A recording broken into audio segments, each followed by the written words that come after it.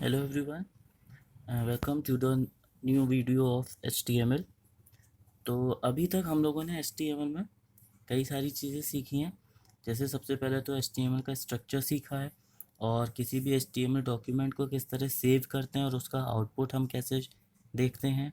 हमने background colour कैसे लगाते हैं वो सीखा है और साथ ही साथ बैकग्राउंड में इमेज कैसे लगाते हैं वो देखा है। टेक्स्ट को कलर कैसे करते हैं, हेडिंग्स के बारे में हमने जाना है, राइट। बोल्ड, इटैलिक, अंडरलाइन के बारे में जाना है, पैराग्राफ्स के बारे में जाना है और बी आर टैग के बारे में जाना है। फिर इमेज हम किस तरीके से लगाते हैं ये हमने जाना है और उसका अलाइनमेंट के बारे में हमने जाना है। फिर फ़ॉन्ट कलर के बारे में हमने जाना है और उसके अलावा किस तरीके से हम ब्रैकेट्स का यूज़ करते हैं ये हमने जाना है, किस सीक्वेंस में हम यूज़ करते हैं और किस सीक्वेंस में हम उन्हें क्लोज करते हैं। ऑलराइट।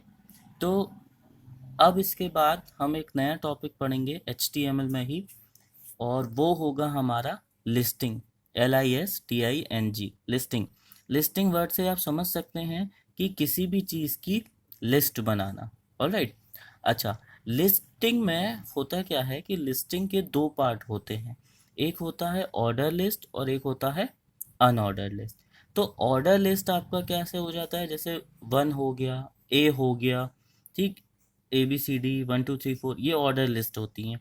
और अनऑर्डर लिस्ट कौन सी, कि आप केवल डॉट्स बना रहे हो या सर्कल बना के कोई लिस्ट बना रहे हो, वो होते हैं आपके unordered list. Order list means कि हम कोई चीज़ सीक्वेंस में लिख रहे हैं और वो हमें उसी सीक्वेंस में लिखनी है, हमारे लिए वही कंपलसरी है।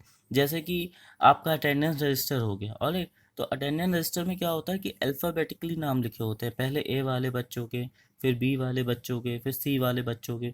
तो वो हमें एक सीक्वेंस में लिखना होगा ना, 1 2 3 फॉर्म में, राइट। उसी तरीके से मान लीजिए आप शॉप से कोई सामान लेने गए, ठीक है। तो सामान के लिए ये ज़रूरी नहीं है कि आप पहले कौन सा खरीदो और बाद में कौन सा खरीदें। तो वो क्या होता है, वो होती है आपकी अनऑर्डर लिस्ट, यानी कि आप डॉट लगा के सामान लिख सकते हो और आपको सामान खरीदने से मतलब है। ऐसा नहीं है कि पहले आप वो वाला सामान खरीदो उसके बाद कोई दूसरा सामान खरीदो। ऑलराइट।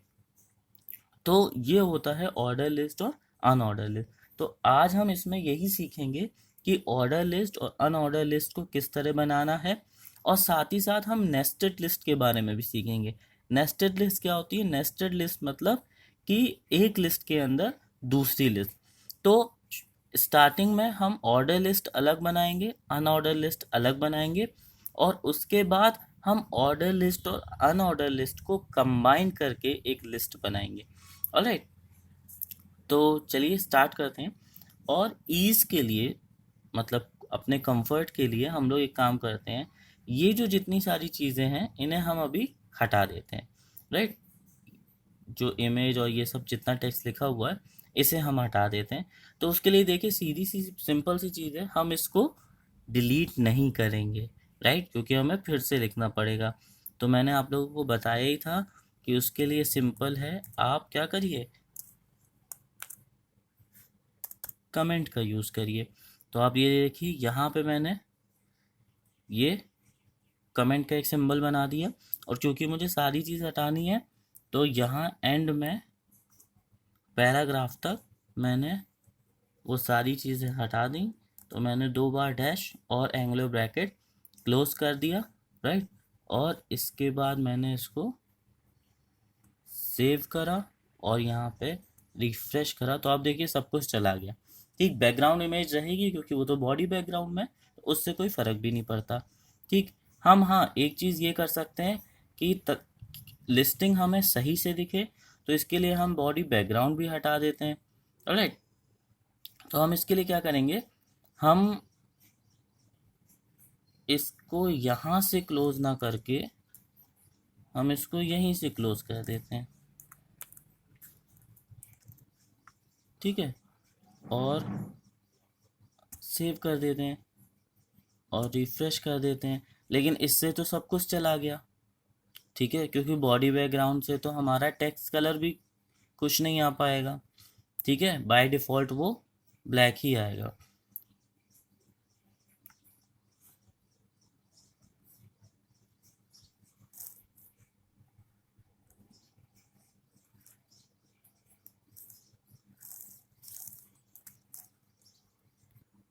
पर हम बिना बॉडी के तो मतलब कोई चीज़ परफॉर्म नहीं कर सकते।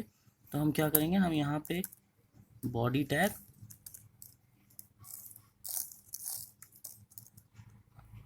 एक ओपन कर देंगे। ठीक, ये वाला तो क्योंकि क्लोज हो गया ना, क्योंकि ये कमेंट में आ गया, तो ये वाला क्लोज हो गया, तो ये ओपनिंग बॉडी हो गया, और इस ओपनिंग बॉडी का ये क्लोजिंग बॉडी हो गया।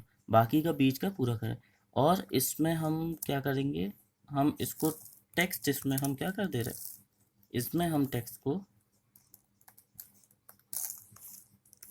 रेड कर दे रहे हैं, राइट। इसको भी स्मॉल में लिख, और फिर हम इसको सेव करके रिफ्रेश करेंगे। और तो अब हम इसमें लिस्टिंग करते हैं। ठीक है, तो ये जितना भी हमारा कमेंट वाला हिस्सा है, इसको हम नीचे कर दे रहे हैं। ठीक है, ताकि आसानी से ऊपर हमें शो हो जाए बाकी चीज़ें। तो देखिए, लिस्टिंग के लिए सबसे पहले हम इसमें पढ़ेंगे ऑर्डर लिस्टिंग, राइट। तो ऑर्डर लिस्टिंग क्या होती है, ऑर्डर लिस्टिंग मैंने आपको एक्सप्लेन कर दिया है। इसकी स्टार्टिंग कैसे होती है, जैसे आपसे कहा जाए कि आप ऑर्डर लिस्ट बनाइए। ठीक है, order list in the sense आपसे कहा जाए कि आप फ्रूट्स नेम लिखिए, 1 पे एप्पल, 2 पे बनाना, सी पे ग्रेप्स, 3 पे ग्रेप्स। ठीक है, आपसे केवल ये बोला जा रहा है कि आप इस तरह लिखिए। तो देखिए, आप क्या करेंगे, सबसे पहले एंगुलर ब्रैकेट ओपन करेंगे, ओ एल लिखेंगे, ओ एल का मतलब ऑर्डर लिस्ट, और इसे क्लोज कर देंगे।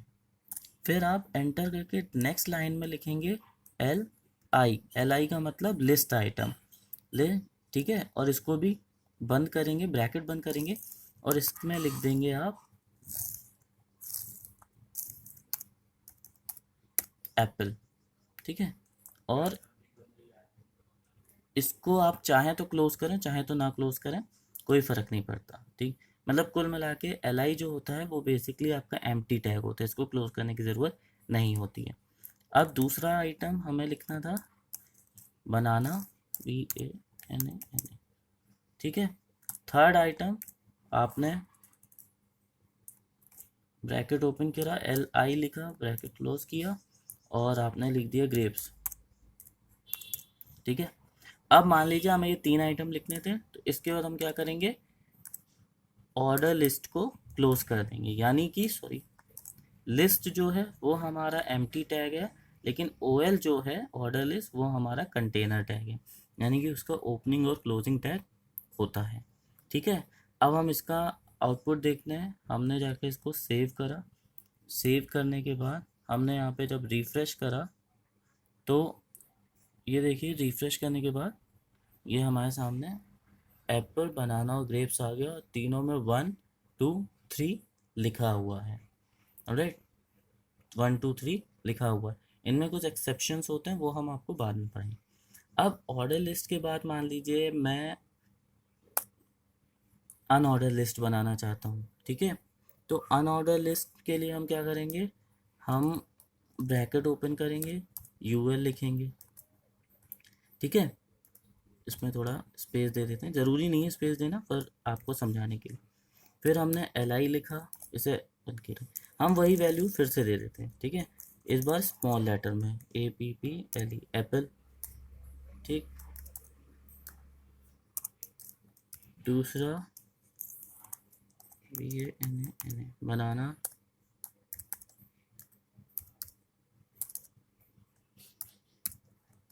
और थर्ड है हमारा ग्रेप्स। ठीक है, और यहाँ पर भी UL जो है वो क्लोज हो जाएगा।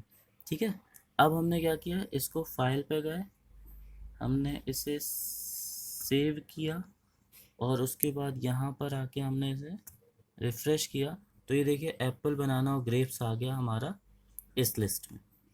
ठीक है, ऑलराइट, तो ये था हमारा ऑर्डर लिस्ट और अनऑर्डर लिस्ट। अब ऑर्डर लिस्ट और अनऑर्डर लिस्ट में कुछ एक्सेप्शंस होते हैं, कुछ थियोरेटिकल पार्ट होता है, तो वो मैं आप लोगों को नेक्स्ट वीडियो में पीपीटी के थ्रू समझाऊंगा। Alright, thank you.